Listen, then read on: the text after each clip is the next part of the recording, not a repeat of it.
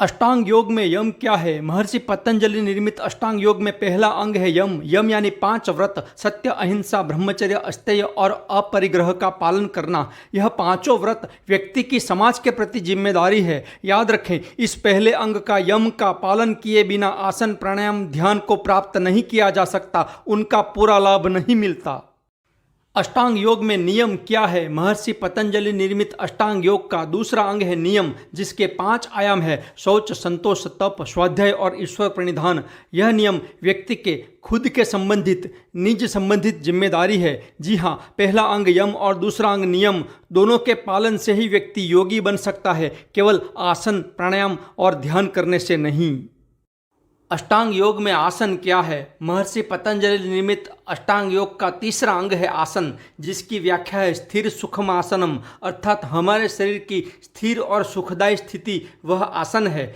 वह चाहे कोई भी स्थिति हो, चाहे सिद्धासन, पद्मासन, सुखासन या भद्रासन हो, उन स्थिति में लंबे समय स्थिर और सुख रूप से बैठ सके। और अगर इन स्थितियों में बैठ नहीं पाए तो सोपाश्रय आसन, अर्थात कुर्सी या दीवार के सहारे भी बैठकर ध्यान या प्राणायाम कर सकते हैं।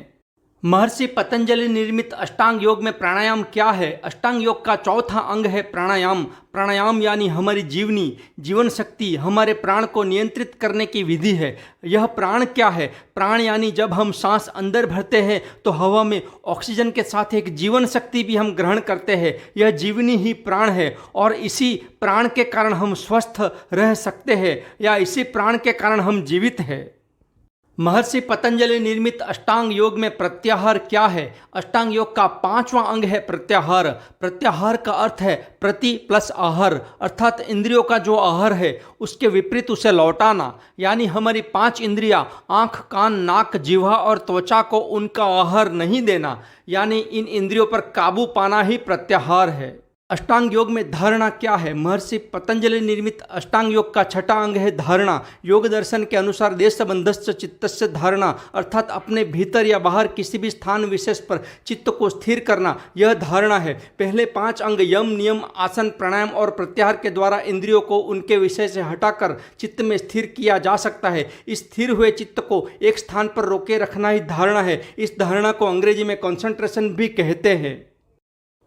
अष्टांग योग में ध्यान क्या है? महर्षि पतंजलि निर्मित अष्टांग योग का दूसरा अंतरंग और 7वां अंग है ध्यान। ध्यान यानी किसी एक स्थान पर या वस्तु पर निरंतर मन स्थिर होना, यानी धारणा की स्थिति का निरंतर अभ्यास ही ध्यान है। पूर्ण ध्यान की स्थिति में किसी अन्य वस्तु का भान अथवा स्मृति चित्त में प्रविष्ट नहीं होती है। इस ध्यान को अंग्रेजी में मेडिटेशन भी कहते हैं। अष्टांग योग में समाधि क्या है? महर्षि पतंजलि निर्मित अष्टांग योग का 8वां अंग और तीसरा अंतरंग है समाधि। समाधि यानी ध्यान की उच्च अवस्था है। योग दर्शन में समाधि के द्वारा ही मोक्ष की प्राप्ति को संभव माना जाता है। जब साधक ध्येय वस्तु के ध्यान में पूरी तरह डूब जाता है और उसे अपने अस्तित्व का भी भान नहीं रहता, उस अवस्था को समाधि कहते हैं। समाधि के बाद प्रज्ञा का उदय होता है और यही योग का अंतिम लक्ष्य है।